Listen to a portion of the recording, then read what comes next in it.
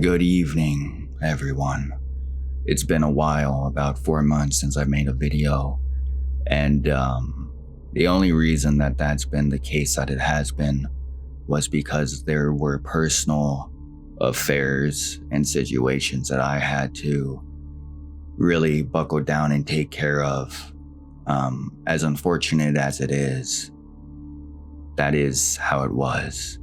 But we are back to uploading videos regularly, just as it was before. And I just want to say that it feels good, obviously. And it always does and always will to be back. And I appreciate all the love and support. And I'm just grateful that everybody has stuck around as long as they have.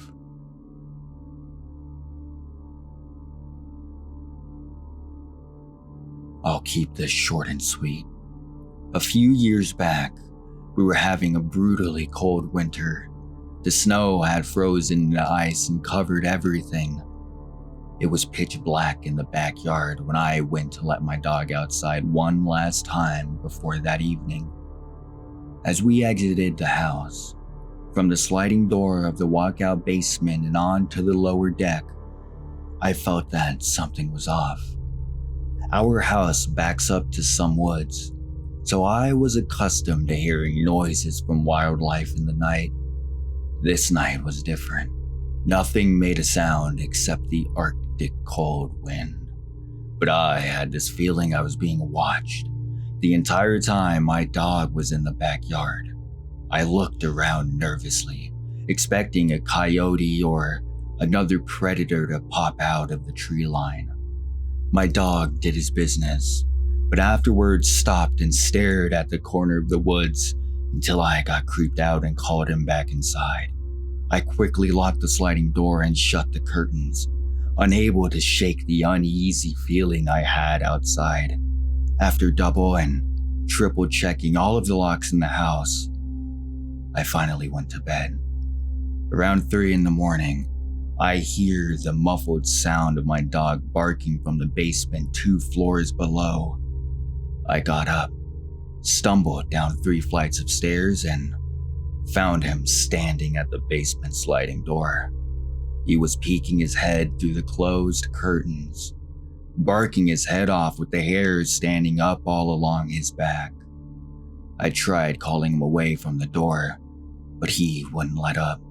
I dreaded peeking out the curtain to see what exactly he was barking at after the uneasy feeling I had earlier throughout the night. Finally, I held my breath and swiped the curtain aside. I peered into the inky blackness but saw nothing to cause any alarm. A wave of relief washed over me. I figured it must have been a deer or raccoon in the yard that set him off. He whined at the door for a few more minutes until I bribed him upstairs with a dog cookie. I went back to bed and wasn't disturbed again.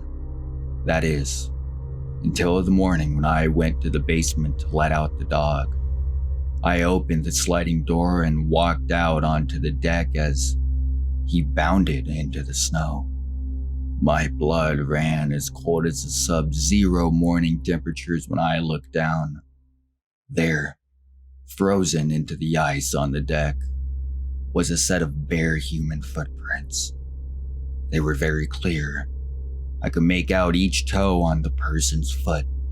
The prints were large and appeared to be from an adult male. Looking around, I noticed they started at the base of the deck, and then went to the sliding door in the window of the basement living room, then seemed to disappear off the side of the deck. I had my snow boots on, so I walked around the yard, but I couldn't find any trace of the footprints in the snow once they left the deck. Keep in mind the daily temperatures that winter barely made it above 0 degrees Fahrenheit, and the wind chill made it feel close to 20 below. Frostbite would set in within a matter of minutes for anyone walking around barefoot, especially in the dead of night. I never experienced anything like that again, but I did adopt a second dog shortly thereafter.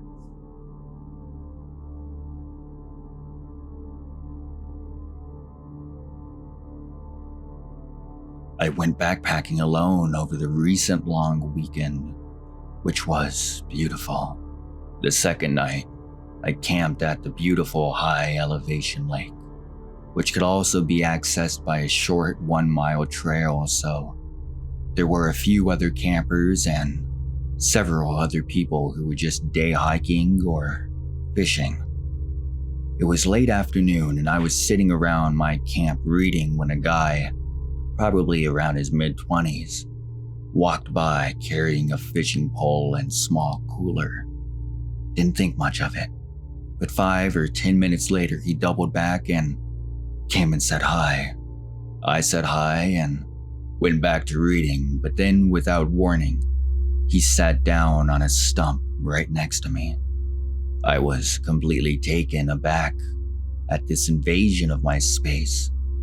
He started asking me questions that were really just statements, but in a creepy, amused tone like, "So, you're just reading?"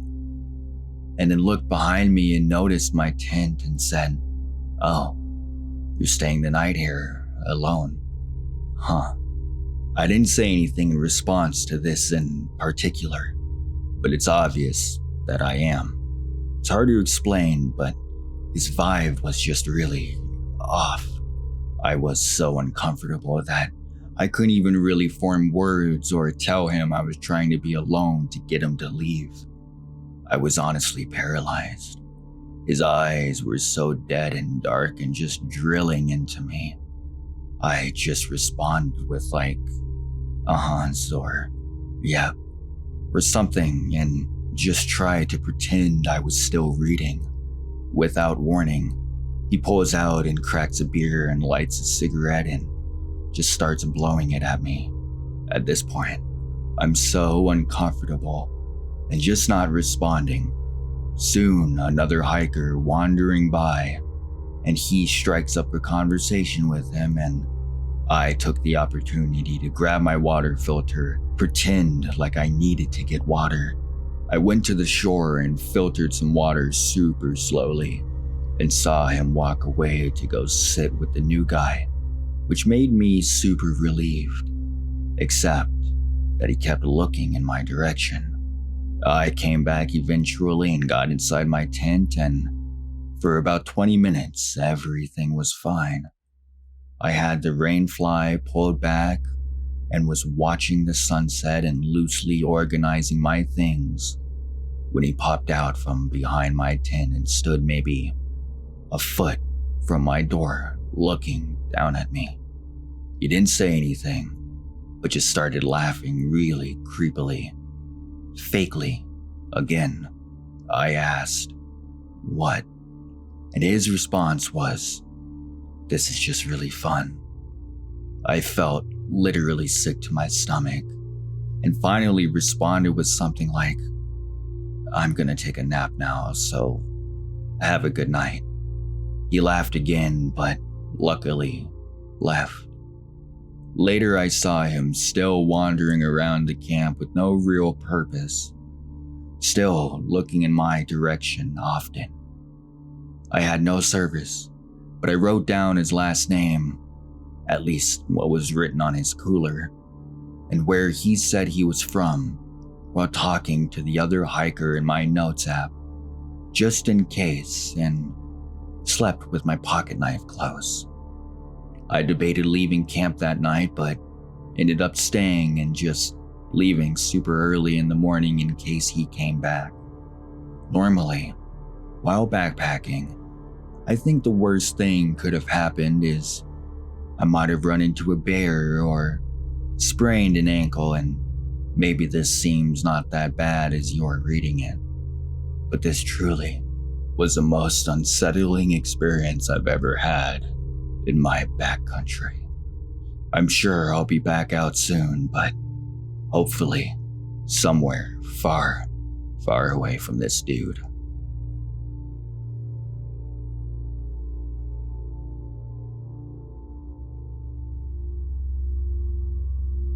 The summer of 2008 was a rough time to graduate from college. I had just spent 4 years getting a degree only to find that the job market had all dried up.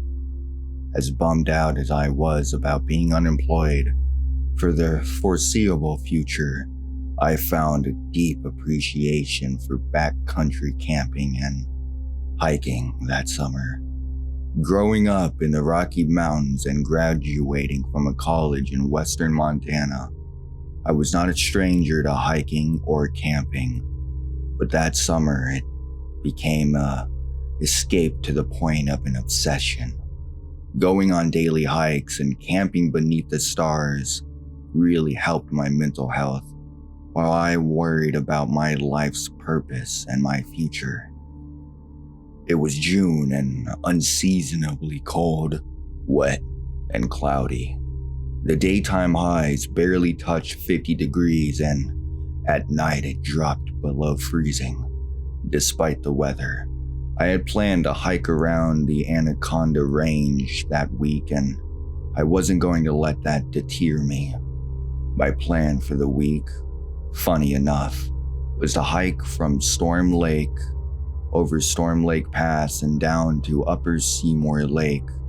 Storm Lake, actually an alpine reservoir, is a challenge to get to and requires a 4x4 pickup and some skilled driving. The road is a narrow 2-track, winding its way through thick pine forests. The way was slick with rain, but I made it to the top with little heartburn. I set up camp on the north shore of the lake and decided to do some fishing. The fishing was miserable. It was cold and nothing was biting. But the best thing about bad fishing is that my thoughts were free to wander while I sat on the shore. The rain was a constant light drizzle and created a natural white noise. Time passed, and my daydreams were cut short as a low rumble from up the canyon overtook the sounds of the rain. The rumbling was not unlike a distant diesel engine. There are no roads that go beyond where I was camped. No machinery, no vehicles could be up that canyon. Maybe it was a plane, I thought, looking up into the rain clouds. But the sound wasn't getting closer or farther away, and the sound wasn't above me. It came from beyond the lake and up into the canyon. The sound was stationary and constant. This was most certainly not a plane, or a truck, or a bulldozer. All of this wasn't outright scary, but nonetheless, my hair stood on end while I sat there listening. After 20 minutes, the rumbling faded away, and I was left again with the only sound of raindrops. Soon enough, I caught a decent-sized trout, cleaned it, and headed back to camp to get ready for dinner.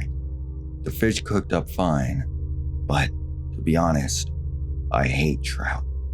It's edible, sure, but totally unappetizing. They taste like mud. I ate as much as I could stand and tossed the rest into the lake. Building up my fire for the night, I sat back to enjoy the evening with a bit of whiskey. Night came fast.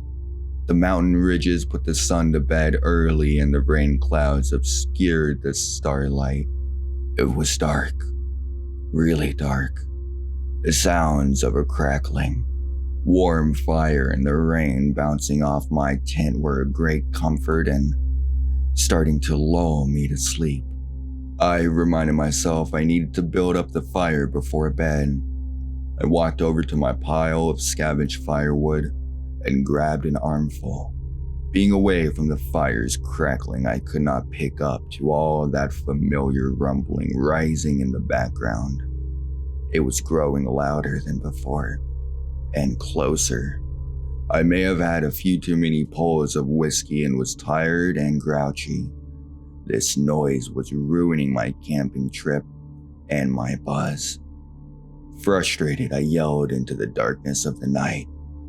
Like a switch being flipped, the rumbling stopped. and so did the rain. My heart skipped a beat. I realized that was not a convenient coincidence. There was an intelligence out there, something sentient, observing me and responding to my screams, and I wasn't getting the most positive vibes from it. I threw all the logs on the fire and retreated back to my tent. More on edge than ever, I just sat there, listening to the fire crackling, to my rapid breathing, and beyond that to the silence of the darkness. Before this moment, I had felt alone, but safe. Now, I felt alone and vulnerable. Beyond where the firelight faded, I felt there were a million eyes in the dark watching me. My paranoia began to subside when the rain suddenly started again. Not a drizzle, but a massive downpour. I was glad I had built up the fire, or it would have been snuffed out for sure. My tent was being pushed down by the force of the storm. I thought about bailing to the truck, but I knew I'd be soaked to the bone instantly. Risking injury or death over getting wet is the kind of logic only whiskey can produce. I could feel the rainwater pooling and moving under my tent. The storm wasn't letting up. The urge to get in the pickup and drive away was ever more tantalizing. I could get my stuff tomorrow in the daylight and spend a few nights in town, but I'd had a bit too much to drink. Driving, especially on that slick, muddy 2-track road, would have been a death sentence, but I still needed a safer place to sleep than a wimpy tent. Grabbing what I could, I ripped open the tent flaps and ran for the truck. I was soaking wet by the time I settled into the driver's seat and locked the doors. Turning the heat on full blast, I hoped that would dry me out. It was going to be a miserable night though. I reclined my chair and tried to calm my thoughts with deep breaths. The rain wasn't letting up. I was warm from the heater, and I was riding the crest of a good whiskey buzz. The fire was still raging, despite the rain that kept the campsite well lit. I remember the truck's clock reading 1:06 a.m. I blinked. It was only but a moment, but when I opened my eyes, the rain had stopped. It was foggy and quiet. The once raging campfire was just embers. And there was morning twilight to the east. The truck's clock now read 5:45 a.m. It was morning. That couldn't be right. Almost 5 hours gone in the blink of an eye. I must have passed out. My head was killing me. I didn't feel like I had drank that much to justify that kind of hangover. I turned off the truck and stepped out to survey the night's damage. My tent was completely flattened. The tent poles were shattered into pieces. Everything was soaking wet. Smothering the remains of the fire, I dragged all my junk to the pickup and tossed it into the bed. My hike over the pass wasn't happening today. That was for sure. It was around 6:30 a.m. before I finished picking up camp. As I climbed into the cab of my truck, I heard the rumbling again through the morning fog. I drove out there as fast as I could, down that muddy bobsled track of a road, not once looking in the rear view mirror. I've never been back to Storm Lake, and I probably never will.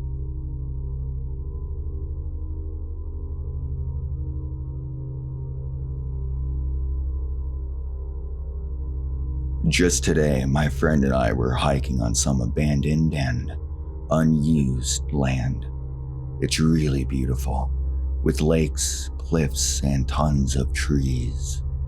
The hike was going really well, but close to dark it turned around. My friend whispered to me that they had been thinking of skinwalkers and couldn't stop. This got me thinking of the same, and we decided to head back to the car to eliminate any risk. A few minutes into the hike back, we both got horrible feelings and it became apparent that we were not alone. We kept making our way back to the car as fast as we could, but it kept getting worse. Both of us experienced blurred vision, and the air suddenly got thick and it had a hum to it. It also became incredibly hard to move, and we both experienced an intense urge to lay down and stop hiking. We came across an area we hadn't hiked yet before, but it was adjacent to where we were, and there were so many deer prints in every direction, as if a deer had been rapidly pacing here.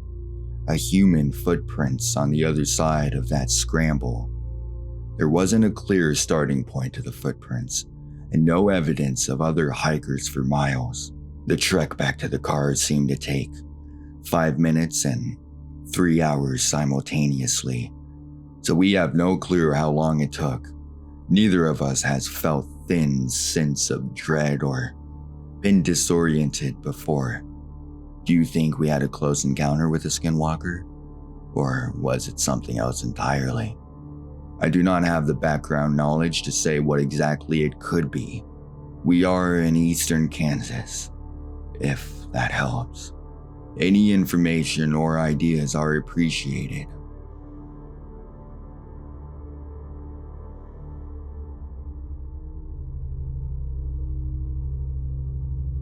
I'm a 22-year-old female, and this happened when I was in elementary school.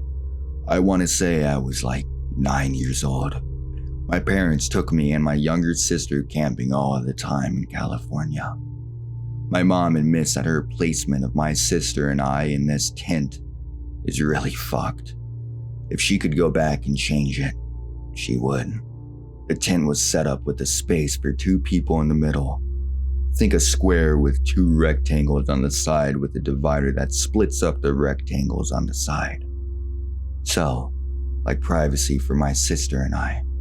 But like someone could rip the tent on my side in the night and snatch me, and they wouldn't be able to see because of the divider anyways. Hopefully I painted a picture. I'm positioned where to my left is my parents sleeping, and to the right was the wilderness. I still remember the setup of the campsite, and you could see the campsites next to you, but they were distantly placed. Anywho, I wake up and am cuddling what I think is my mama's arm. I can feel the warmth through the tent. I'm waking up, and out of a haze, I just opened my eyes when I realize I'm facing the right direction. I remember silently freaking out, and for some reason my kid brain, instead of flinching, I thought to move my hand around what felt to confirm I'm feeling something. I didn't wake my parents up. I just laid there really scared, and I eventually passed out again. And I must have not made a big fuss about it back then because I didn't tell my mom, and I think she kind of brushed it off as I was dreaming. But as time grew on, that memory stayed to be one of my most vivid memories. It could have been so many things. I don't like to even think about all of the possibilities.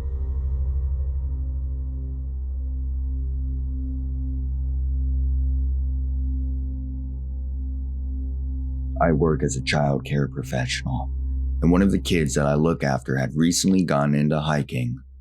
I decided to take him to a really cool trail in Salt Fork State Park. We were all set to hike to the Hozak's Cave after parking right near the beginning of the trailhead.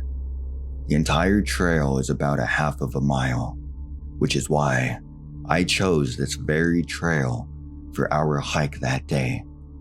I also chose this trail because any time that I had been on it before, it was very busy and full of people in a very popular spot, which made me feel secure. However, this past summer we had a cluster of severe summer storms which caused massive damage to the trail. So to my surprise, it was much more difficult and completely empty. I wasn't bothered by the trail being obviously empty because there was a small construction crew working on a bridge that was just barely visible from the trailhead. He was still up for the hike, despite the entire width of the trail being washed out until it was no more than a foot wide, with a 6 to 12 foot drop off into a creek bed that is solid rock and several trees down.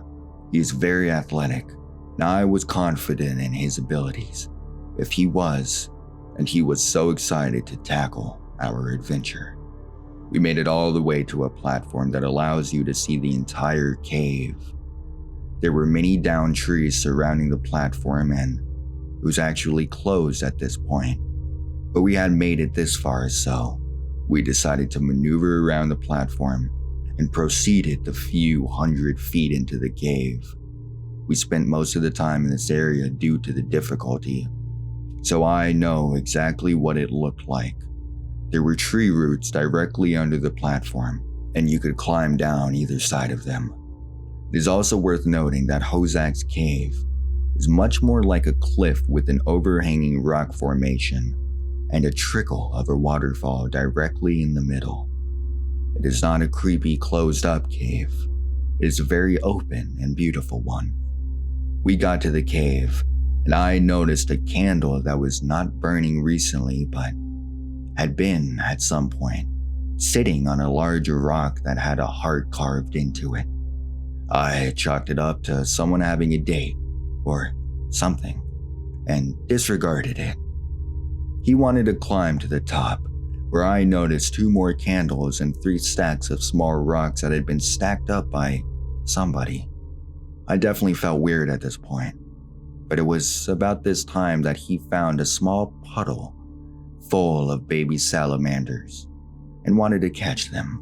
It was the happiest that I had seen him in a very long time, and I didn't have the heart to tell him that it was time to go. We spent about an hour catching baby salamanders, and I watched him have the time of his life. We finally decided to leave, and when we got to the platform, dead center in the middle of the tree roots was a wet washcloth hanging that was absolutely not there before.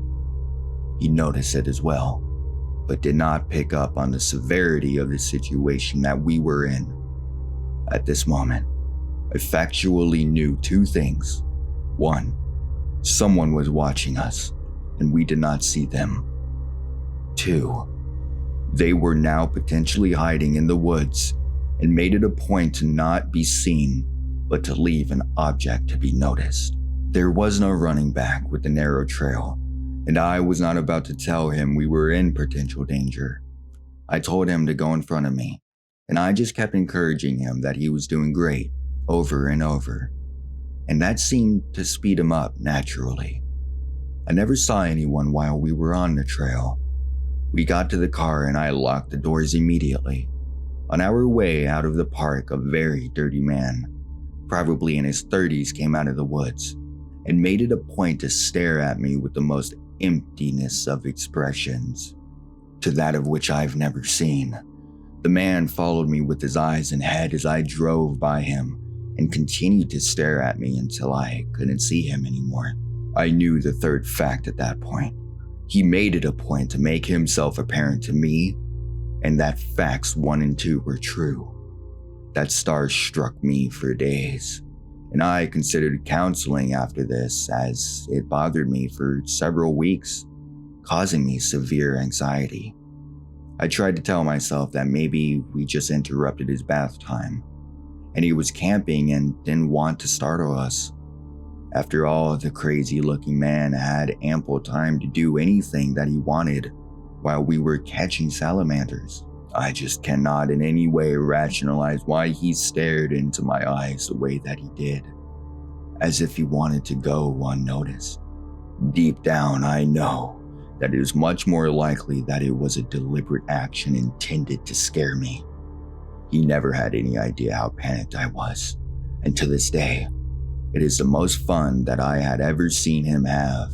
He brings it up regularly, and it was a very positive experience for him. It was one of my worst experiences ever, and it made me feel so sick and disturbed.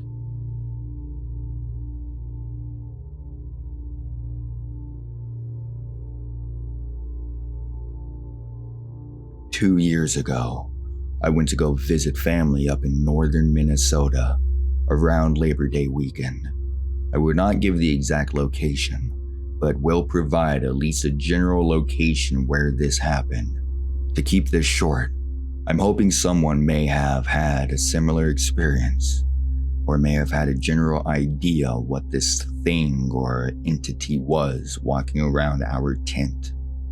The general location is Mary Brown Bridge.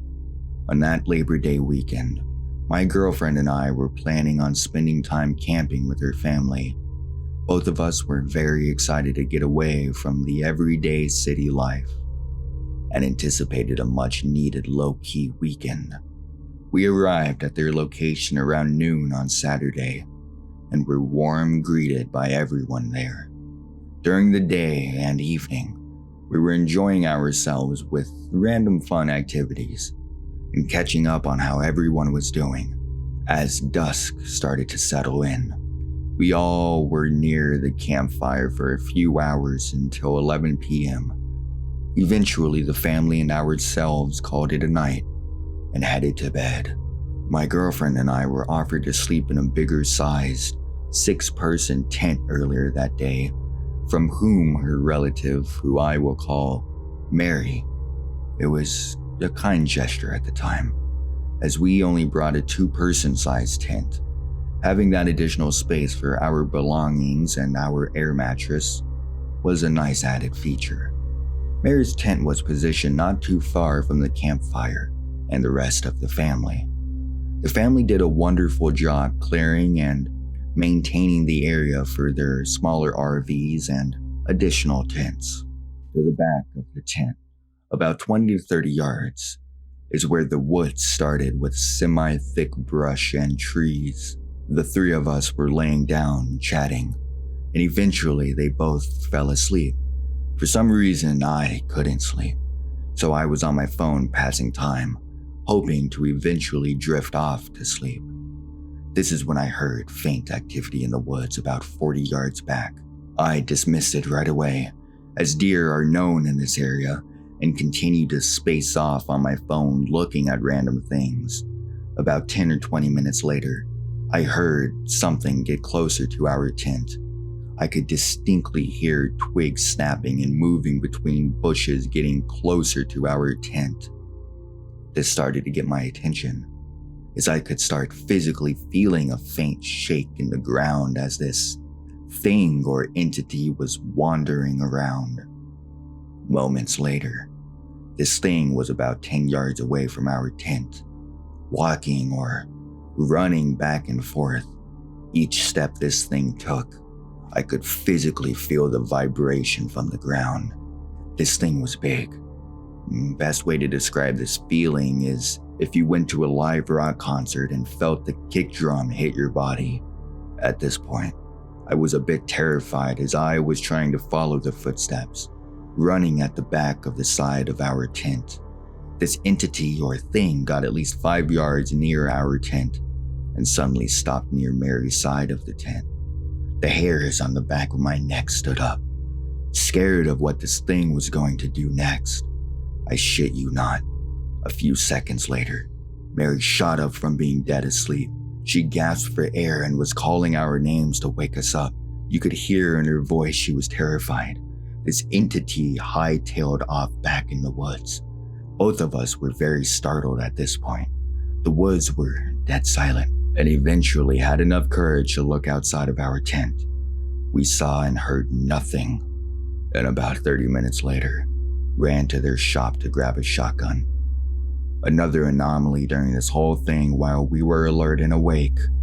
Mary mentioned during this time, I was awake. She was having a dream. She mentioned these entities were tormenting her, saying that they wanted her soul and to give it to them. My girlfriend dismissed the whole thing and said it was probably just a deer or something running around. After hearing my girlfriend said that, I never told anyone about this story until recently, as I started to think about it again, trying to figure out what the hell this thing was.